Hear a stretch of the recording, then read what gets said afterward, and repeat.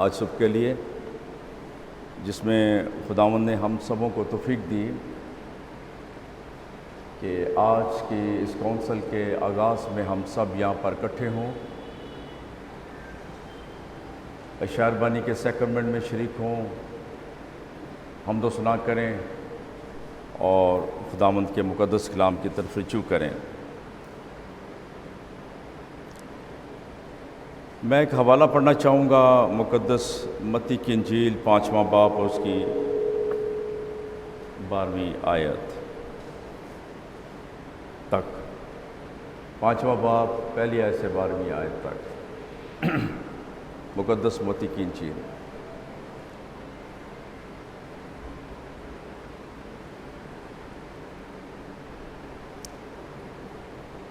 وہ اس بھیڑ کو دیکھ کر پہاڑ پر چڑھ گیا، اور جب بیٹھ گیا تو اس کے شاگرد اس کے پاس آئے، اور وہ اپنی زبان کھول کر ان کو یوں تعلیم دینے لگا: مبارک ہیں وہ جو دل کے غریب ہیں، کیونکہ آسمان کی بادشاہی انہی کی ہے۔ مبارک ہیں وہ جو غمگین ہیں، کیونکہ وہ تسلی پائیں گے۔ مبارک ہیں وہ جو حلیم ہیں، کیونکہ وہ زمین کے وارث ہوں گے۔ مبارک ہیں وہ جو راست بازی کے بھوکے اور پیاسے ہیں، کیونکہ وہ آسودہ ہوں گے۔ مبارک ہیں وہ جو رحم دل ہیں، کیونکہ ان پر رحم کیا جائے گا۔ مبارک ہیں وہ جو پاک دل ہیں، کیونکہ وہ خدا کو دیکھیں گے۔ مبارک ہیں وہ جو صلح کراتے ہیں، کیونکہ وہ خدا کے بیٹے کہلائیں گے۔ مبارک ہیں وہ جو راست بازی کے سب سے ستائی کے ہیں، کیونکہ آسمان کی بادشاہی انہی کی ہے۔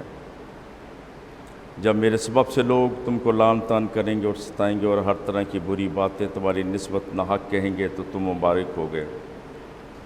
خوشی کرنا اور نہایت شاد ہونا، کیونکہ آسمان پر تمہارا اجر بڑا ہے، اس لیے کہ ان لوگوں نے ان نبیوں کو بھی جو تم سے پہلے تھے اسی طرح ستایا۔ خداوند کے مقدس کلام کے پڑھے جانے پر اس کی برکت ہو، آمین۔ خداوند یسوع مسیح نے جب اپنی خدمت کا آغاز کیا تو آسمان کی بادشاہی کی نزدیکی کے حوالے سے بات کی، اور اسی انجیل کے شروع سے ہی پتہ چلتا ہے کہ خداوند یسوع مسیح نے منادی کرنا شروع کیا اور لوگوں کو یہی بولا: توبہ کرو، کیونکہ آسمان کی بادشاہی نزدیک آ گئی ہے۔ اور اسی باب کے اس پہلے پتہ چلتا ہے کہ وہ کس طریقے سے مختلف جگہوں پہ جاتا تھا، عبادت خانوں میں تعلیم دیتا تھا، پھر لکھا ہے کہ بادشاہی کی خوشخبری کی منادی کرتا تھا۔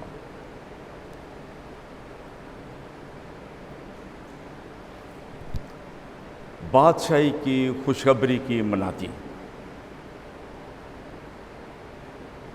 اور پھر اس کے بعد یہ 5ویں باب کا حصہ آتا ہے جس میں مبارک بادیاں ہیں، مبارک کھالی۔ ان میں سے بے شمار ایسی مبارک بادیاں ہیں جو کہ ہم سبوں کو بہت اچھی لگتی ہیں، لیکن عجیب اتفاق ہے کہ کچھ مبارک حالی ایسی ہے جو ہمیں اچھی نہیں لگتی۔ مثال کے طور پر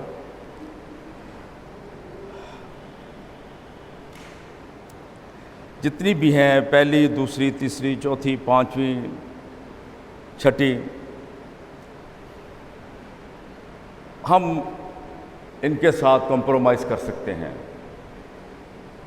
اتفاق کر سکتے ہیں یا قبول کر سکتے ہیں کہ ٹھیک ہے، اگر ہم نے یہ حاصل کرنا ہے تو کچھ نہ کچھ تو کرنا ہی پڑے گا نا۔ مثال کے طور پر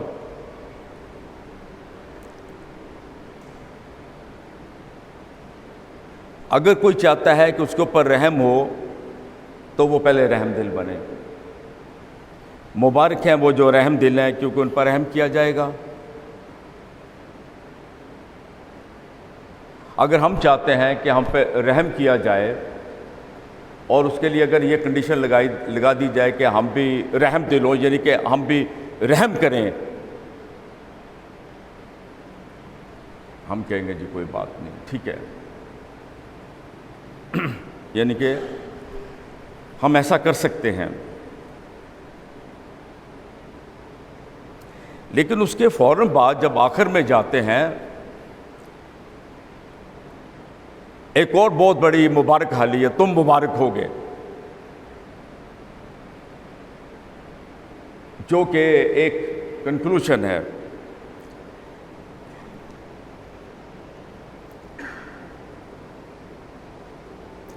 مبارک ہیں وہ جو راست بازی کے سبب سے ستائے گئے ہیں، کیونکہ آسمان کی بادشاہی انہی کی ہے۔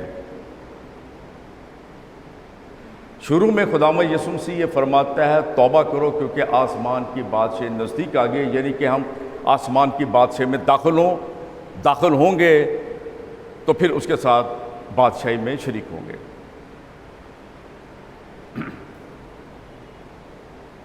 اب یہاں پر جو مبارک حالی ہمیں دی گئی ہے، جو راست بازی کے سبب سے ستائے جائیں گے، آسمان کی بادشاہی ان کی ہے۔ ایک طرف ہمیں بتایا گیا ہے کہ آپ نے توبہ کرنی ہے، پھر شامل ہوں گے، پھر اس بادشاہی میں داخل ہونے کے لیے، رہنے کے لیے ایک اور کنڈیشن لگا دی گئی ہے کہ مشکلات ہوں گی، پریشانیاں ہوں گی، پرسیکیوشن ہوگا، ستائے جائیں گے۔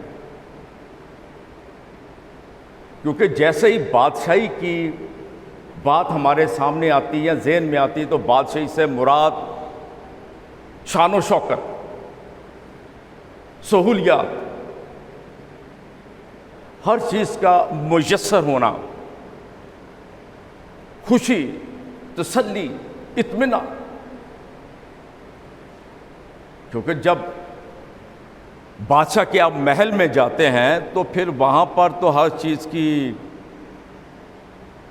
کثرت ہوتی ہے۔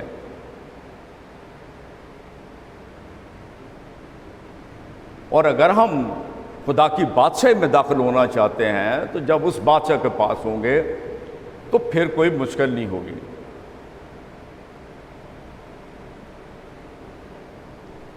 لیکن اسی بادشاہی میں داخل ہونے کے لیے دو مختلف شرائط دے دی گئی ہیں۔ چوتھا باب اور اس کی 17ویں آیت میں لکھا ہے، یسوع نے منادی کرنا شروع کیا اور کہا توبہ کرو کیونکہ آسمان کی بادشاہی نزدیک آ گئی ہے۔ نزدیک آ گئی ہے کہ اس اویلیبل، نہ آپ کو ملے گی نہ آپ داخل ہوں گے۔ داخل اسی وقت ہوں گے جب آپ توبہ کریں گے، تو پھر آپ اس کے اندر داخل ہو سکتے ہیں۔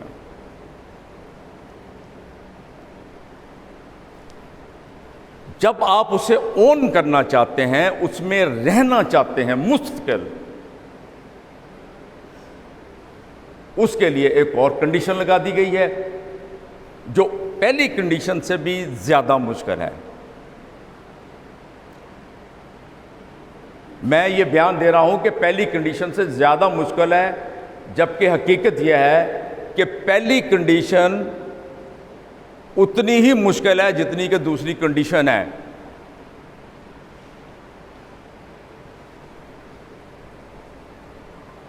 مجھے کوئی بتا دے کہ توبہ کرنا کتنا کہ آسان ہے؟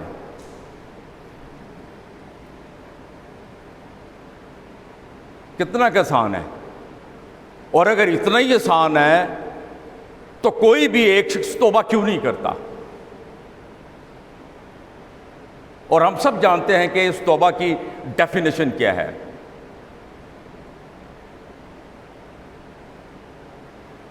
یہ جو ہوتی ہے نا ہماری دعا، یہ ایک روٹین کی دعا ہوتی ہے۔ جب ہم اپنی شخصی دعا کرتے ہیں، خاندانی یا دعا، ہمارے گناہوں کو معاف کر۔ کون سے گناہ؟ کوئی پتہ ہی نہیں ہے۔ کتنے گناہ؟ پتہ ہی نہیں ہے۔ چند فکرے ہم نے سیکھے ہوئے ہیں اور اس کے مطابق ہم ہر روز صبح دوپہر شام یہی بولتے ہیں اور ہر اتوار کو بولتے ہیں۔ حتیٰ کہ آج تو چلو تھوڑا مختصر عبادت ہے، گناہوں کا اقرار ہوتا ہی ہوتا ہے، وہ توبہ ہی ہے۔ ادھر والے بھی کہتے ہیں، ادھر والے بھی کہتے ہیں، فیصلہ ہم خود کر لیں کہ توبہ ہوتی ہے یا نہیں ہوتی۔ اگر توبہ ہی نہیں کرنی تو بادشاہی میں کیسے داخل ہوں گے، اور بادشاہی میں داخل نہیں ہوں گے تو اس میں کیسے مستقل طور پر رہ سکتے ہیں، اس کے وارث کیسے بنیں گے؟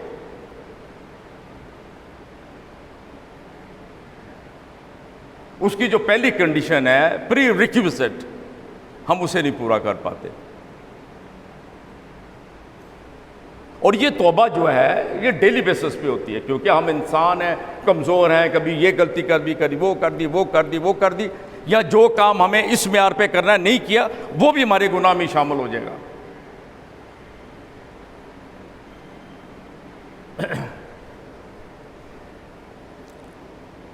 لہذا پہلی شرط اور آخری شرط ایک جیسی مشکل ہے۔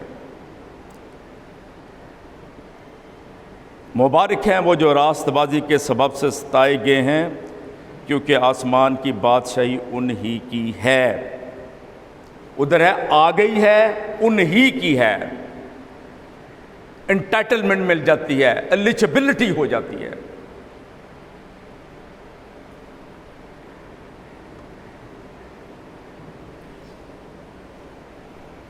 ہر طرح کی بری باتیں تمہاری نسبت ناحق کہیں گے تو تم مبارک ہوگے۔ خوشی کرنا اور نہایت شادمان ہونا، کیونکہ آسمان پر تمہارا اجر بڑا ہے،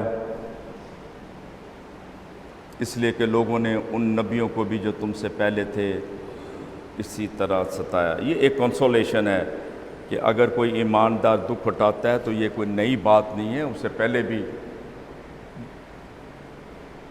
جو خدا کے لوگ ہیں ان کو ستایا جاتا ہے۔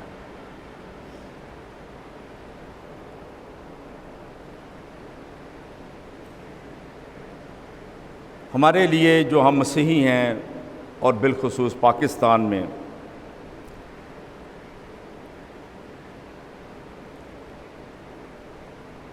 ایک احساس محرومی ہے۔ احساس محرومی کیا ہے کہ ہم ایک بہت چھوٹی سی اقلیت ہیں۔ احساس محرومی یہ ہے کہ اسی ملک کے بے شمار طبقے اور لوگ ہم سے نفرت بھی کرتے ہیں، حسد بھی کرتے ہیں، دکھ بھی دیتے ہیں، تکلیف بھی پہنچاتے ہیں۔ یہ ایک ریالٹی ہے۔ کتنے واقعات ہیں پورے ملک پاکستان میں جس میں فرد واحد کو بھی، کچھ لوگوں کو بھی، پوری کی پوری آبادیوں کو بھی تباہ کر دیا گیا۔ اس سے تو کوئی ڈنائی نہیں کر سکتا۔ لیکن وہ لوگ جو کہ ان حالات میں متاثر ہوتے ہیں، ان کا رونا، ان کا اعتراض کرنا تو بنتا ہے، لیکن وہ لوگ جنہوں نے آج تک پرسیکیوشن نہیں دیکھی، دیکھنے سے مراد جنہوں نے خود سفر نہیں کیا، وہ دوسروں سے زیادہ پریشان نظر آتے ہیں۔ اور ایک ہی بات ہوتی ہے، جی اسی اس ملک سے کیوں پیدا ہوئے؟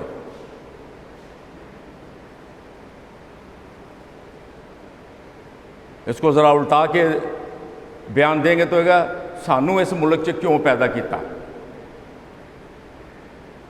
اب اس کا ایک اور بیان یہ ہے کہ اس نے ہمیں یہیں پیدا کرنا تھا۔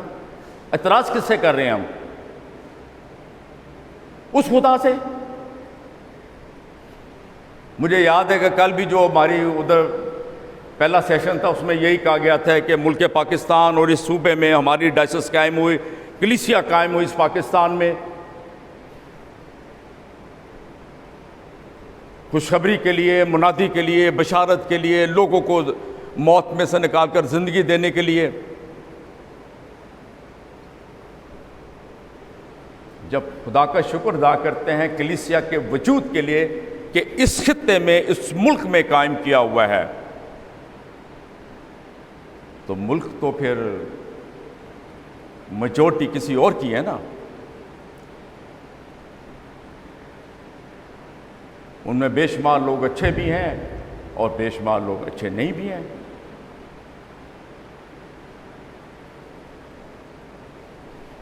ستائے جانا، دکھ دیا جانا، تکلیف دیا جانا،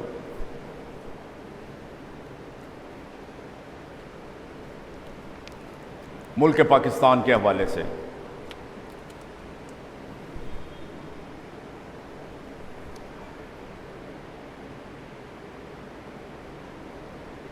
یہ عمل جو ہے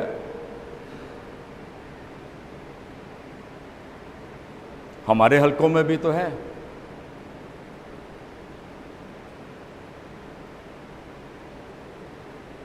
خاندانوں میں بھی ہے، کلیسیوں میں بھی ہے، چرچز میں بھی ہے، کہاں نہیں ہے؟ یہ میرا سوال ہے۔ چاہے اس تکلیف کا، ستائے جانے کا یا ستانے کا لیول کچھ بھی کیوں نہ ہو، یہ ساری چیزیں جو باہر نظر آتی ہیں وہ اندر بھی نظر آتی ہیں۔ کیا کسی پہ صرف یہ الزام لگا دینا کہ فلاں شخص نے یہ کیا ہے اور بغیر ثبوت کے، جسے ہم کریکٹر اسیسینیشن کہتے ہیں، کیا یہ کم ظلم ہے؟ کیا یہ بیان کسی کو جان سے مار دینے سے کم ہوتا ہے؟ لیکن جو ظلم ہم ایک دوسرے کے ساتھ کرتے ہیں وہ کسی کھاتے میں نہیں آتا۔ ہماری انگلیاں دوسری طرف ہی ہوتی ہیں، میجورٹی کی طرف، اور شاید ہم ڈیلی بیسس پہ بحیثیت کلیسیا کے افراد، بحیثیت ایماندار، بحیثیت بہن بھائی، بڑی خوش اسلوبی سے یہ فرائض سر انجام دیتے ہیں۔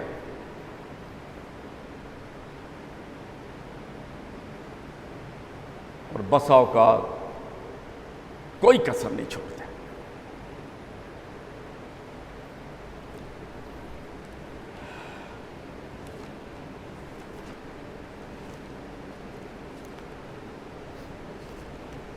ایک حوالہ پڑھنا چاہوں گا آپ کے سامنے،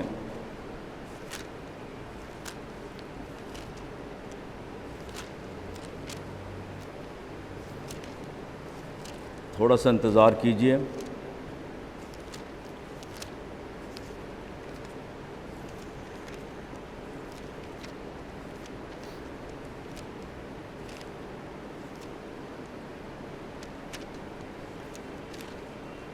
ٹھیک ہے،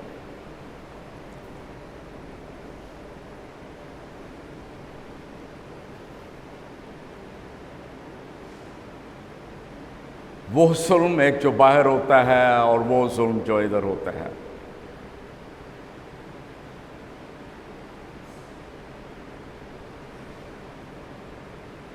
جب ہم چوری کرتے ہیں، عیب جوئی کرتے ہیں، تہمت لگاتے ہیں، کب سے کرتے ہیں، اس ظلم کی کوئی پرواہ نہیں ہمیں۔ دوبارہ دیکھیے میرے ساتھ، متی 5 باب اور اس کی 7ویں آیت۔ اگر ہم چاہتے ہیں کہ بار کے حالات کو بدلیں، شاید نہیں بدل سکیں گے۔ ہم اپنے گھر کے حالات بدل سکتے ہیں، اور اس کے لیے ایک حل تجویز کیا گیا ہے۔ 7ویں آیت، مبارک ہیں وہ جو رحم دل ہیں،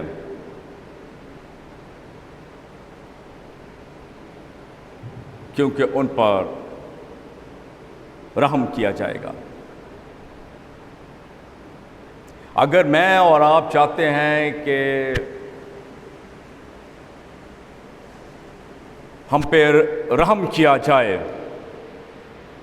اور وہ بھی خدا کرے، تو اس سے پہلے ہمیں رحم دل ہونا ہے، یعنی کہ ہمیں بھی رحم کرنا ہے دوسروں پہ۔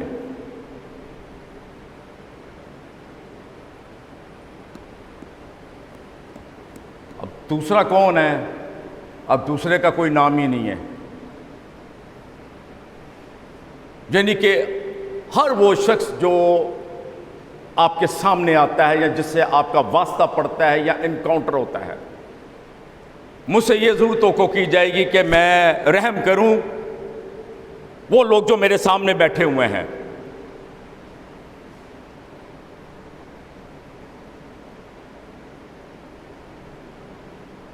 میرا رحم کرنا یہ بھی تقاضا کرتا ہے کہ میں ان پہ بھی رحم کروں جن کے اوپر مجھ پر واجب نہیں ہے۔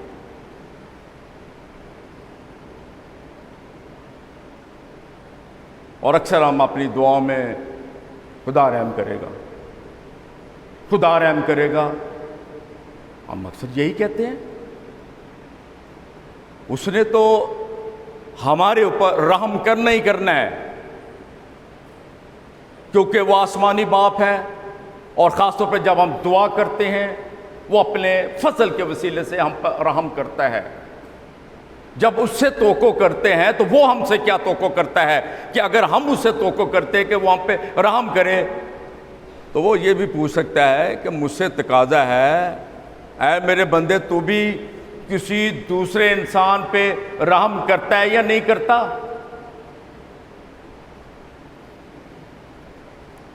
کتنا ضروری ہو جاتا ہے یہ۔ ایک آیت دیکھیں، لوکا کی انجیل اس کا 6 باب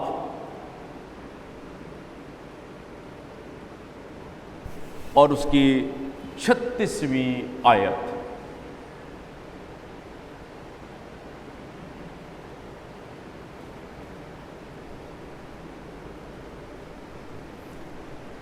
جیسے تمہارا باپ، اب یہاں پہ تمہارے باپ سے مراد جسمانی باپ ہرگز نہیں ہے، آپ بھی جانتے ہیں، میں بھی جانتے ہیں، میں بھی جانتا ہوں۔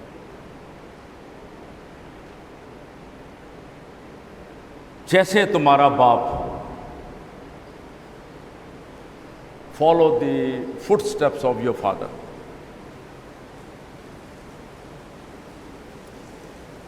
رحیم ہے، رحم کرنے والا ہے، تم بھی رحم دل ہو۔ ہر چیز کو مشروط کیا گیا ہے۔ ہم خدا سے ہر وقت رحم مانگتے ہیں، خداوند رحم کر دے، خداوند۔ وہ یہ بھی تو سوال کرتا ہی ہوگا نا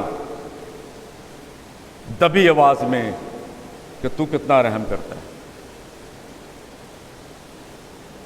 رحم کرنے سے مراد کو روٹی دینا، کھانا پلانے، اگلے کی عزت کتنا کرتا ہے، اس کا حق کتنا دیتا ہے، اس کے ساتھ انصاف کے ساتھ کتنا برتاؤ کرتا ہے۔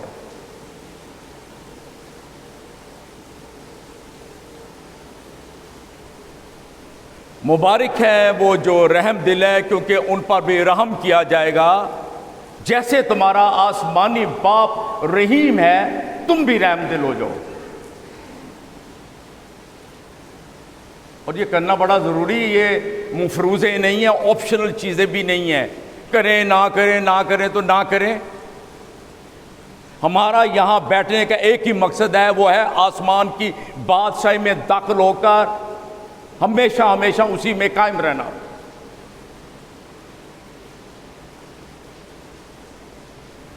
اور اگر اس قسم کی کنڈیشن کو ہم پورا نہیں کرتے تو کون سی بادشاہی اور کون سی بادشاہی میں داخل ہونا اور پھر اس میں ہمیشہ قائم رہنا۔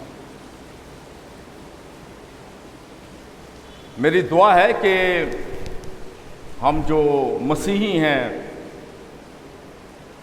ہم یقیناً حالات حاضرہ پر زیادہ تبصرہ کرتے ہیں، اور وہ بھی ملکی سطح پر۔ ہم تجزیہ کرنا سیکھیں کلیسیا پاکستان کی سطح پر۔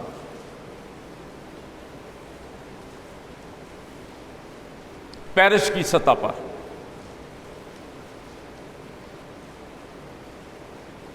خاندان کی سطح پر۔ یاد رکھیے گا، خاندانوں میں بھی خاندان کے افراد جب ایک دوسرے پر ظلم کرتے ہیں، اس ظلم کا کوئی احساس نہیں ہوتا، کوئی نشاندہی نہیں ہوتی اور کوئی سرزنش بھی نہیں کرتا۔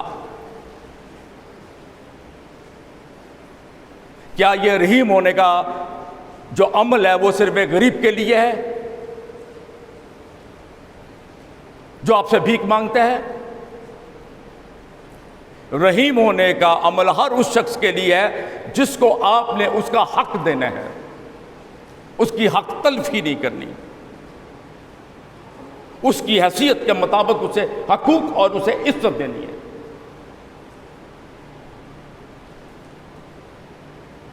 مجھے پھر یہی کہنا پڑے گا، ہم نے تو کلام مقدس رکھا ہوا ہے اپنے بچوں کے لیے،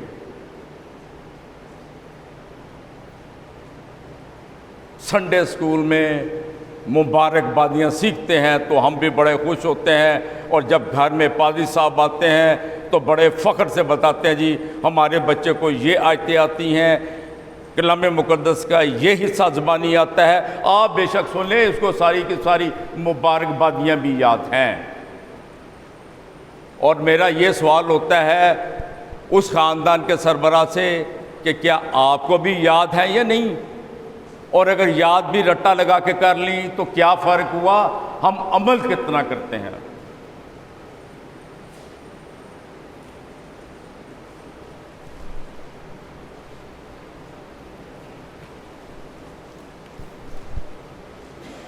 ہم اپنے آپ سے سوال کر سکتے ہیں۔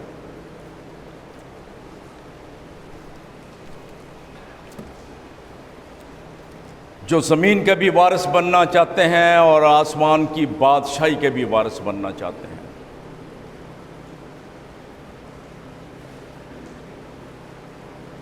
توبہ نہیں کریں گے تو کیسے شامل ہو سکتے ہیں؟ اور جب شامل ہو جائیں گے تو یہ ساری ذمہ داریاں ہمارے اوپر عائد ہو جائیں گی، جن میں سے صرف ایک کو میں نے ہائی لائٹ کیا ہے، مبارک ہے وہ جو رحم دل ہے کیونکہ ان پر رحم کیا جائے گا۔